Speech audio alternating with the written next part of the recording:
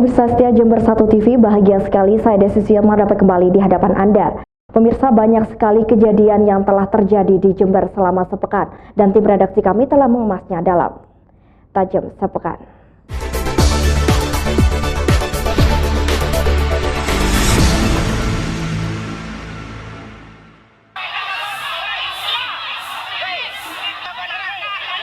Sain, warga dusun Pamatan, Desa Bulokdowo, Kecamatan Tongas, Probolinggo, dihajar massa karena kedapatan mencuri motor milik warga Desa Petung, Kecamatan Bangsal Sari, Jember. Namun beruntung unit reskrim Mapolsek Bangsal Sari berhasil meredam amukan massa dan berhasil mengamankan pelaku ke Mapolsek Bangsal Sari. Dari hasil pemeriksaan, pelaku mengaku melakukan pencurian kendaraan bermotor tersebut karena tergiur ajakan oleh temannya yang kini masih dalam pengejaran. Selain pelaku, polisi juga mengamankan barang bukti kunci letter T dan 1 unit sepeda motor Matic hasil curian. Dibawa oleh pelaku atas nama Sain, diteriaki oleh pemilik, kemudian dikejar bersama warga yang lain. Ada yang melaporkan ke petugas dan ada yang mengejar dan pelaku berhasil ditangkap. Kemudian sempat dihakimi oleh warga, namun tidak berapa lama karena petugas dengan cepat datang ke TKP untuk mengambil dan mengamankan pelaku. Akibat perbuatannya, kini pelaku mendekam di sel tahanan Mapolsek Bangsal Sari dan dijerat dengan pasal 363 dengan ancaman hukuman 7 tahun penjara. Dari Bangsal Sari, Bambang Sugiarto, Jember 1 TV melaporkan.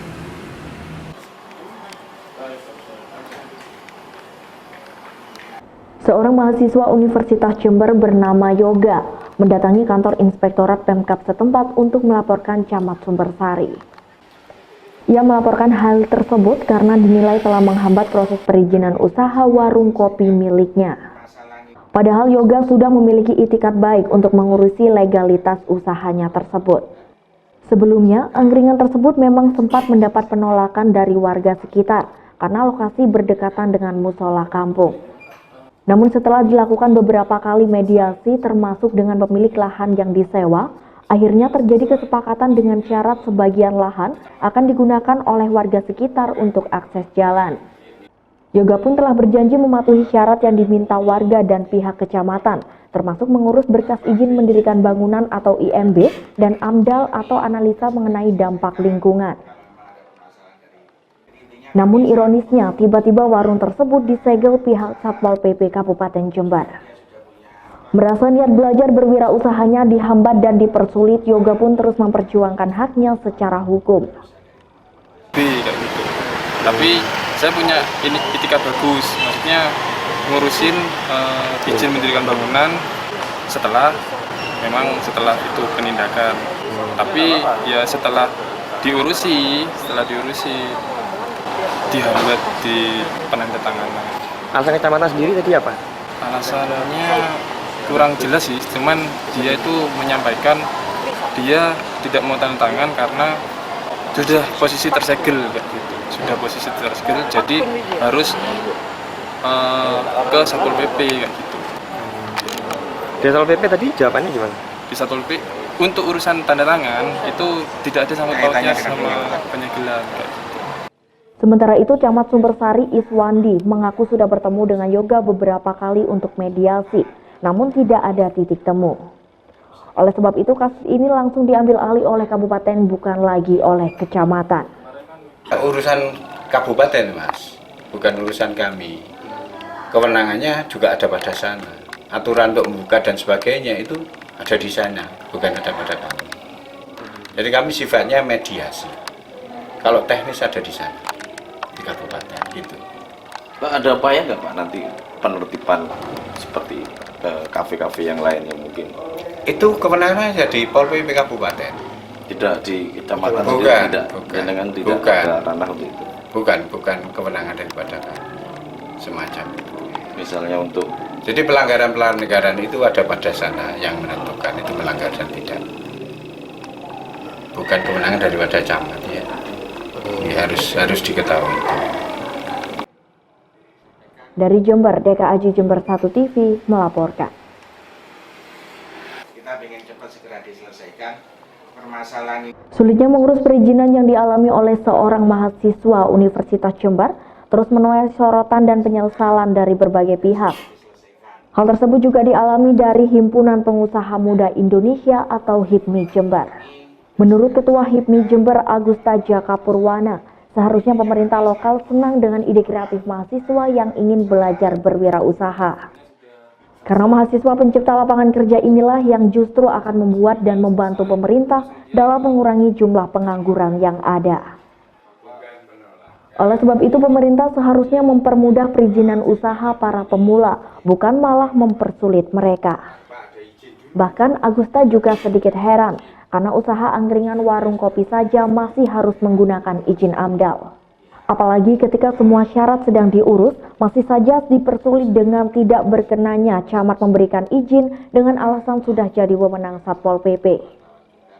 Kami tidak paham ya, sepertinya kalau bisa kami berpikir subjektif pribadi, ini sepertinya dicari-cari permasalahannya.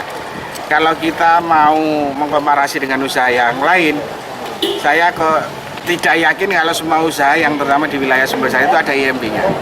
Nah, ketika IMB kita sudah melengkapi, dicari lagi harus ada AMDAL-nya. Tapi ini juga sudah kita lengkapi lagi, AMDAL-nya sudah kita peroleh lah. Ini masih dihambat lagi. Jadi sepertinya ketika kita sudah melengkapi apa yang diinginkan, sepertinya ada sumbatan lagi, ada hambatan lagi, dicari-cari. Seperti diberitakan sebelumnya, Camat Sumbersari Iswandi mengaku kasus perizinan usaha warung kopi milik mahasiswa atas nama Yoga sudah diambil alih oleh kabupaten, bukan lagi oleh kecamatan.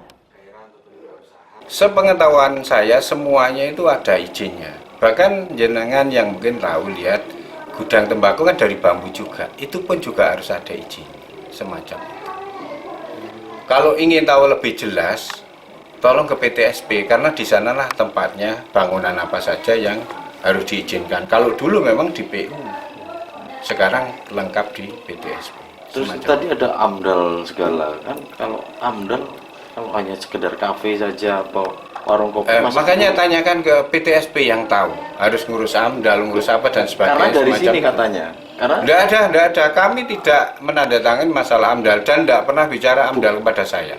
bukan si Yoga ini tadi juga ngurus AMDAL katanya perintah dari kecamatan. Tidak ada. Kapan saya merintahkan AMDAL? DKLH itu. Tidak ada perintah dari makanya sini. di sana dia diketawain gitu loh Pak. Oh, tidak ada. Saya tidak suruh mengurus kok.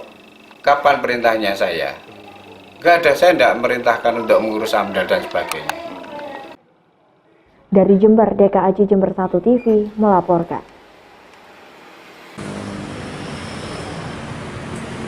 Operasi pasar serentak ini untuk menjaga ketersediaan pasokan pangan dan stabilisasi harga beras di pasaran. Hal ini juga dilakukan sesuai instruksi pemerintah pusat melalui Kementerian Perdagangan. Dalam operasi pasar saat ini, beberapa jenis kebutuhan pokok yang dijual, seperti beras, gula, minyak, dan tepung yang dijual di bawah harga pasar di sejumlah titik di Jember. Operasi pasar ini pun disambut gembira oleh warga yang berbelanja di stand operasi pasar. Dengan harga yang relatif murah serta jenis item yang cukup banyak, operasi pasar ini sangat membantu meringankan beban masyarakat. Harganya lebih miring dari harga toko, Mas. Oh, gitu Pak ya. Sampai berapa, Bu? Ya? Sampai berapa, Bu? Bisa sampai 11.000 di pasar. Di sini berapa? Di sini 10.500. Lumayan menghemat 500. Iya. Untuk stok dan kebutuhan sejumlah bahan pokok di Jember relatif aman untuk beberapa bulan ke depan. Untuk itu masyarakat tidak perlu panik akan isu yang berkembang di lingkungannya mengenai kenaikan harga ataupun stok sembako. Dirinya menjamin komoditi beras dan gula masih relatif aman. Untuk operasi pasar serentak ini, Jember akan menggelontorkan sembako murah di sejumlah titik, yakni Pasar Tanjung, Pasar Mangli, dan Pasar Kreongan Jember. Sesuai dengan perintah dari Kemendak, dalam rangka menjamin pasokan ketersediaan beras khususnya medium di masyarakat, maka kita melakukan Bulog pada hari ini mulai tanggal 4 September tahun 2018 serentak seluruh Indonesia melaksanakan launching penetrasi ketersediaan pasokan dalam rangka stabilisasi harga pangan di masyarakat. Message yang kita sampaikan bahwa kita ingin menyampaikan ke masyarakat bahwa Bulog siap dan dengan stok yang tersedia, masyarakat jangan ragu, jangan panik bahwa harga-harga insya Allah kita jamin tidak terjadi kenaikan. Dari Jember, Yudis Adi, Jember 1 TV melaporkan. Terpantau di Pasar Tanjung Jember, harga sembako masih relatif normal dan stabil. Bahkan sejumlah sayuran harganya mengalami penurunan. Namun meski demikian, masih terdapat sejumlah sayuran yang mengalami kenaikan, seperti kentang dan bawang daun. Kenaikan tersebut pun bukan dikarenakan efek dolar naik, namun diduga banyaknya petani kentang yang gagal panen. Sementara itu untuk komoditi lain seperti beras, cabai, tomat, bawang merah, bawang putih, dan seluruhnya masih normal, belum ada lonjakan. Kalau pengaruh harga kayaknya nggak ada, Mas. Malah kalau dolar naik saya nggak tahu harganya harus turun atau naik. Yang jelas sekarang harga itu ada yang turun, ada yang naik. Kalau yang naik golongannya kentang sama bawang pre khususnya yang naik melambung sekarang. Kalau bahan lainnya kayak cabai, brambang, bawang sudah mulai turun. Tomat turun drastis. Diprediksi kenaikan belum akan terjadi di beberapa hari ke depan. Pasalnya pasokan dari petani maupun pengepul di sejumlah pasar di Jember masih normal dan melimpah. Dari Pasar Tanjung, Yudis Adi, Jember 1 TV melaporkan.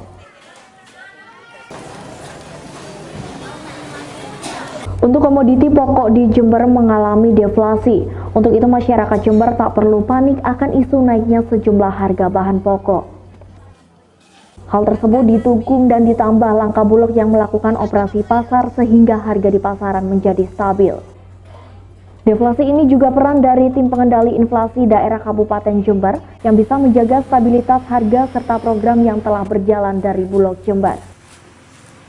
Namun meski demikian, TPID juga mewaspadai kemungkinan komoditi yang berpotensi menyebabkan inflasi ke depannya, seperti daging ayam dan telur ayam ras. Untuk itu, tim harus bersiap mencari mekanisme antisipasi agar pasokan dan harga kedua komoditi tersebut menjadi stabil. Ya, jadi gini, alhamdulillah di bulan Agustus kemarin untuk wilayah Kabupaten Jember kita mengalami deflasi juga 0,01%. Ini adalah merupakan suatu kondisi yang menggembirakan, artinya untuk wilayah Jember paling tidak ketersediaan pangan dan juga stabilitas harga tetap terjaga ya dengan tingkat. Karena bukan hanya Agustus, ternyata Juli juga kita mengalami deflasi. Artinya bahwa di sini seluruh pihak yang terkait, atau mungkin yang biasa tergabung dengan TPID, tim pengendalian inflasi daerah, kita bisa menjaga stabilitas harga komoditas di Jember dan sekitar ini. Dari Jember, Yudis Adi, Jember 1 TV melaporkan. Penggunaan alat-alat radiologi khususnya CT scan, X-ray, dan lain-lain tentu membutuhkan sumber daya listrik yang cukup besar. Oleh sebab itu, pemadaman listrik PLN jelas sangat mengganggu pelayanan kesehatan yang ada. Karena jika alat-alat canggih ini dipaksa menggunakan sumber daya listrik dari genset, maka dapat merusak alat dan hasilnya pun tidak maksimal. Menurut Kepala Divisi Penunjang Medis Rumah Sakit Jember Klinik Heru Nur Sasmito, pasien yang akan melakukan pemeriksaan menggunakan alat-alat modern tersebut terpaksa harus melakukan penundaan hingga aliran listrik kembali normal. Saat ini ada 3 pasien yang mengalami penundaan pemeriksaan, 1 akan melakukan CT scan dan 2 orang lagi akan menggunakan alat X-ray. Ya, memang terutama untuk pemadaman ini yang sangat mengganggu di tempat kita atau di rumah sakit itu adalah alat-alat radiologi. Yang paling berpengaruh itu adalah CT scan, X-ray, itu tidak boleh memang menggunakan atau sumber listriknya menggunakan genset. Dari Jember, DKAJ Jember 1 TV melaporkan. Akibat gangguan kitlur di PLTU Pacitan dan PLTU Paiton Probolinggo, sejumlah kabupaten di Jawa dan Bali mengalami pemadaman listrik. Hal ini juga dirasakan di seluruh lokasi di Kabupaten Jember, yang salah satunya di kantor pelayanan imigrasi kelas 2 Jember. Untuk melayani warga yang ingin membuat paspor, pihak kantor imigrasi sudah menyiapkan genset berkapasitas 20.000 watt, namun hal ini masih berdampak pada proses pencetakan paspor dan lain-lain. Nampak antrian pemohon paspor masih ada di kantor imigrasi Jember hingga sore ini. Pelayanan pengajuan paspor tetap dilayani, hanya pencetakannya saja yang agak terganggu karena kapasitas genset yang tidak memadai. Kepala Kantor Imigrasi Kelas 2 Jember Kartana mengatakan bahwa kebutuhan akan listrik di kantor ini mencapai 44.000 watt dan genset yang dimiliki hanya 20.000 watt. Untuk mengatasi pelayanan tetap berjalan, maka beberapa komputer dan AC pendingin terpaksa dimatikan. Hal ini juga berdampak pada pencetakan paspor, laminating, dan uji paspor, serta lain-lain. Ini sangat berpengaruh sekali Mas ya, jadi ini kebutuhan kami. Untuk listrik ini sebenarnya harusnya 40.000 watt, cuman kami hanya memiliki genset yang berkekuatan 20.000 watt. Jadi terpaksa kami harus bergantian. Jadi yang kita utamakan hanya di pelayanan dulu, sementara untuk produksi tentunya kita kerjakan setelah jam pelayanan. Untuk pencetakan paspor dan juga untuk laminating, uji kualitas itu semua nanti dilaksanakan setelah jam pelayanan selesai. Dan mohon maaf kepada masyarakat juga, tentunya di ruang tunggu AC kami mati semua, bahkan di dalam ruang pelayanan sendiri kami juga mematikan AC karena daya genset kami tidak mencukupi. Dari Jember, Yudis Adi, Jember 1 TV melaporkan.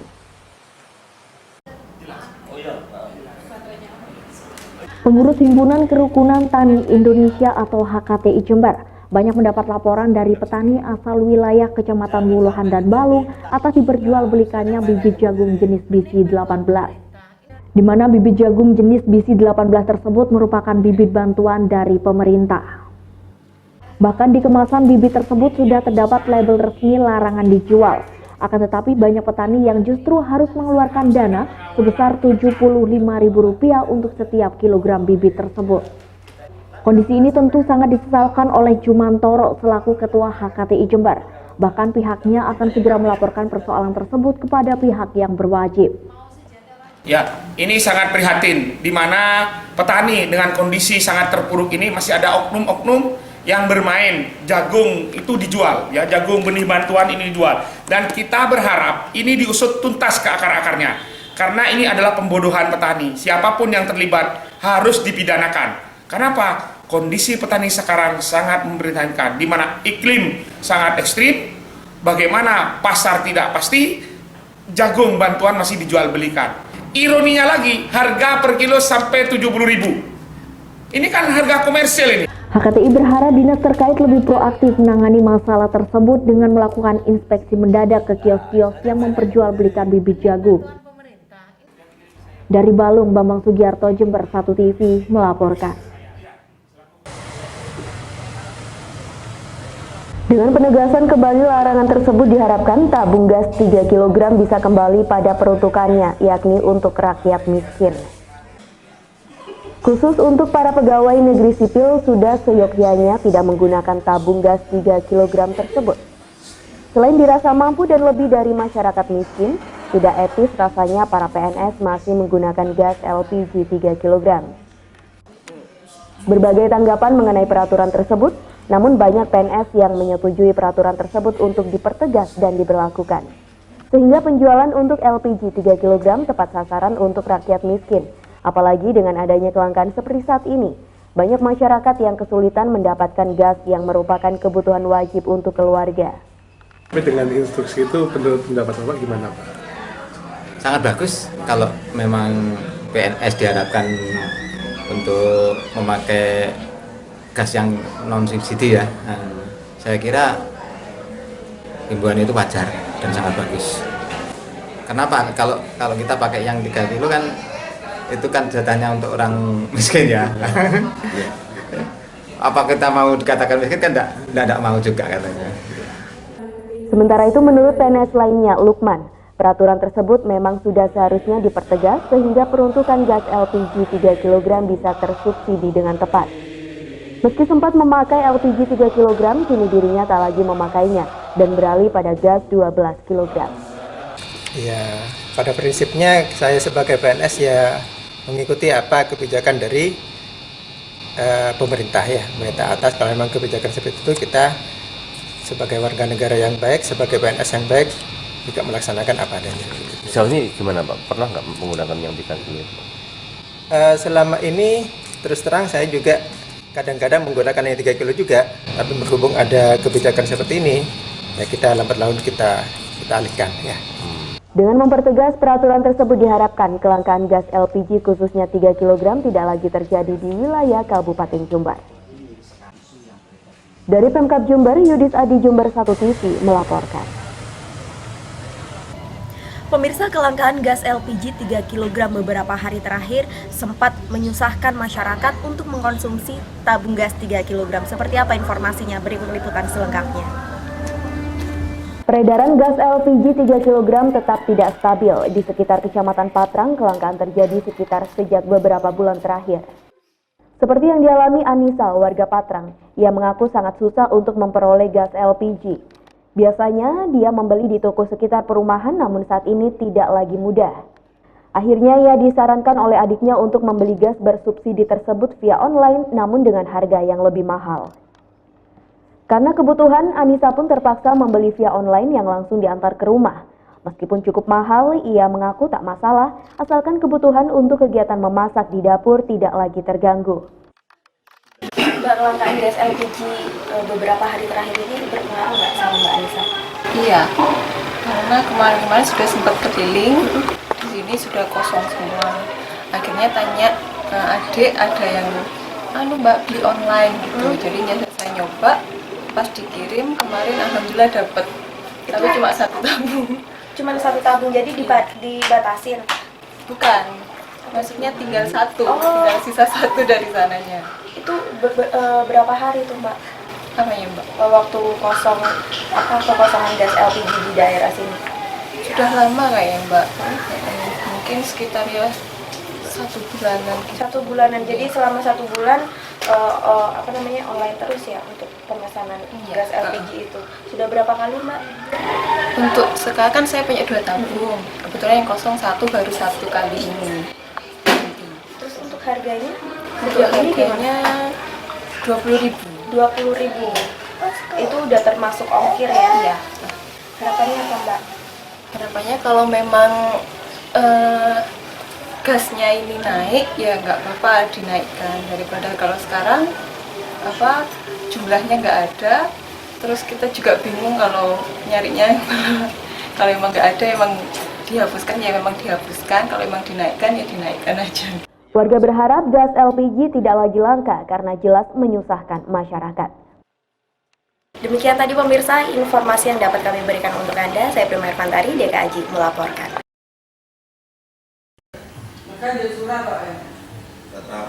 Terkait sistem pelayanan Dispenduk Kabupaten Jember kini masih dikeluhkan oleh staf pemerintahan tingkat pedesaan maupun tingkat kecamatan pinggiran seperti wilayah Jember bagian selatan. Karena sistem yang diterapkan oleh pemerintah daerah melalui Dispenduk bukan membuat mudah pelayanan masyarakat untuk pengajuan permohonan pembuatan KTP, KK, dan akte kelahiran. Buktinya saat ini masih banyak keluhan di masyarakat tingkat pedesaan karena adanya permohonan pembuatan KTP, KK, dan akte kelahiran hampir 1 tahun lebih hingga kini belum selesai. Padahal identitas seperti KTP dan KK maupun akte kelahiran tersebut sangat dibutuhkan oleh masyarakat pedesaan, apalagi juga sebagai database desa setempat.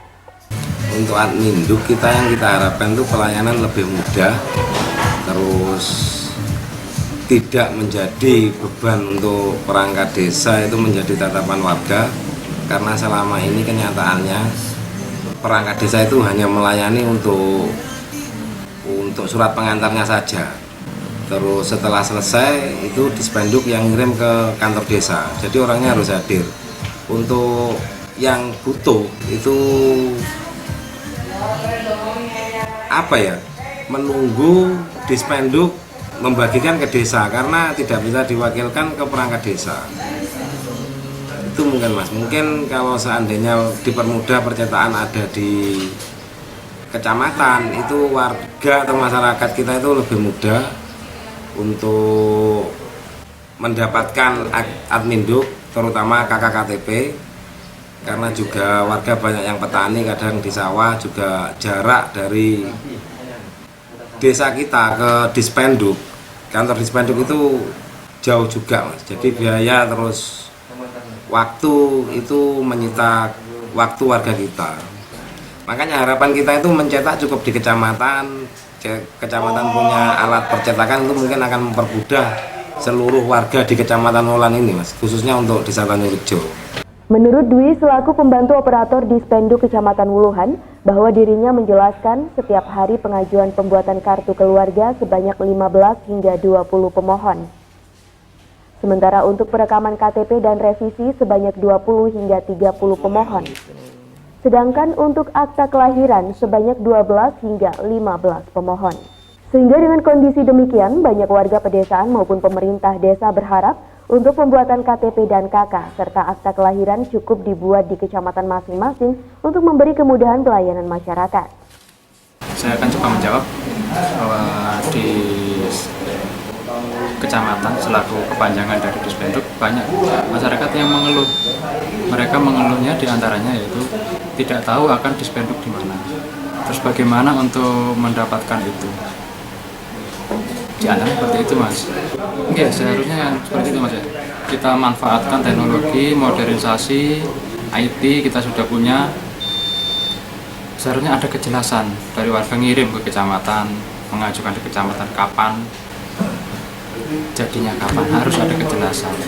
Di sini kita kerja sistem, ngapain sistem kok nggak dijalankan? Mari, kalau sistem itu berjalan dengan normal, sebenarnya cepat loh, Mas. Dari Wuluhan, Bambang Sugiarto, Jember 1 TV melaporkan. Dua orang PNS lingkungan Dinas Pendidikan Kabupaten Jember atau Diknas Jember, AR dan S, tertangkap tangan oleh tim Saber Pungli dalam melakukan aksinya. Kedua pelaku meminta fee bantuan layanan khusus atau LK yang berasal dari pemerintah pusat kepada dua PAUD di Kecamatan Kalisat, yakni PAUD Cempaka Sempolan dan PAUD Nurul Islam Sukowono. Kedua pelaku bertugas sebagai penyurvei lembaga mana yang pantas untuk menerima bantuan tersebut. Namun, tugas tersebut disalahgunakan oleh kedua tersangka dengan meminta mahar atau fee kepada lembaga yang akan mendapatkan bantuan. Dana LK tersebut turun dari pemerintah pusat sebesar 20 hingga 25 juta rupiah dan pelaku meminta fee sebesar 10 hingga 15%. Selain mengamankan kedua PNS, tim Saber Pungli juga mengamankan barang bukti uang tunai jutaan rupiah. Melaksanakan kegiatan OTT di mana dua orang penilik ini akan mengambil pungutan liar dari PAUD, di mana PAUD ini adalah penerima dana bantuan layanan khusus, ya, LK, PAUD LK juta.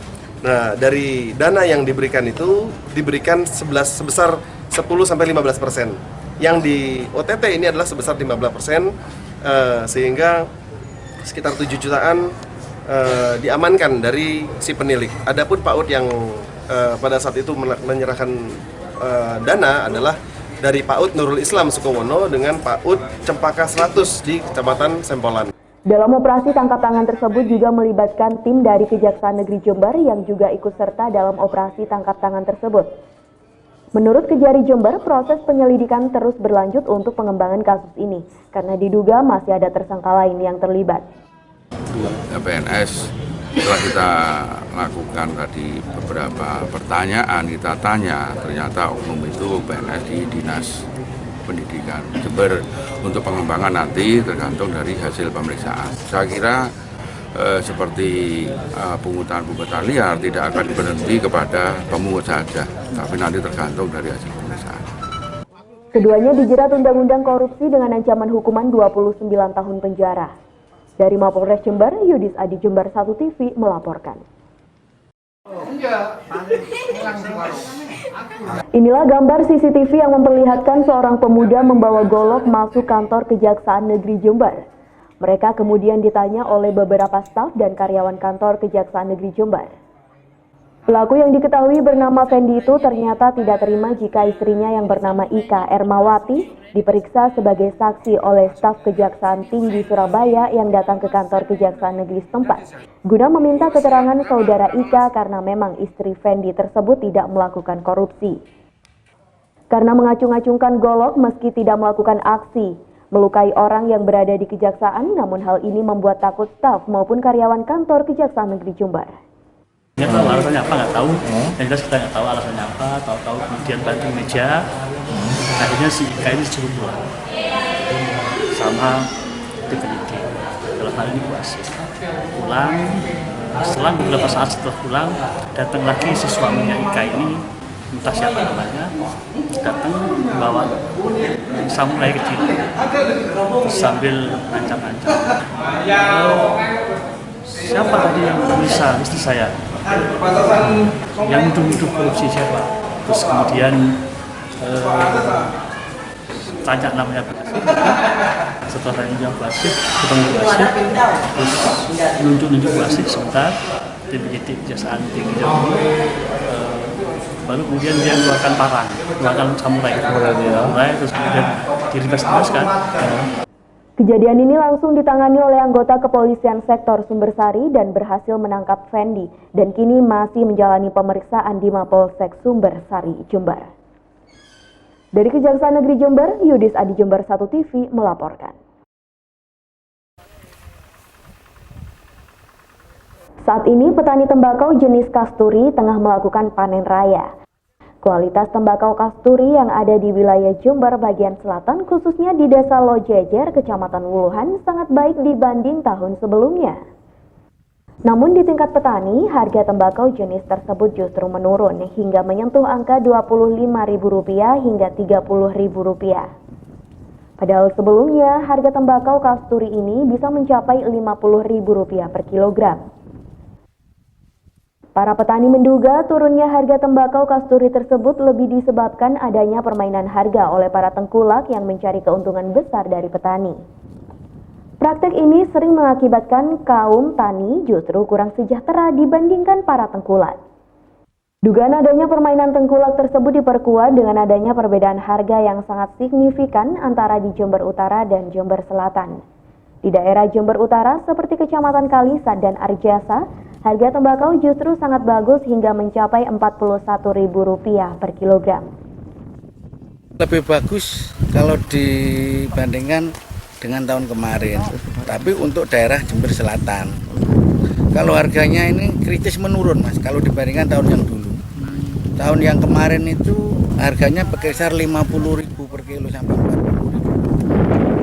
Nah, sekarang ini tinggal 25 sampai Rp30.000 per kilo.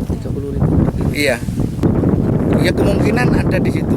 Kalau saya dengar itu di Jember Utara itu sebagian tembakaunya ada yang jelek, tapi harganya masih sekitar Rp48.000 per kilo. Dari Wuluhan, Bambang Sugiarto, Jember 1 TV melaporkan. Sayang sekali pemirsa, informasi tadi sekaligus menutup jumpa kita hari ini dalam Tajam Sepekan.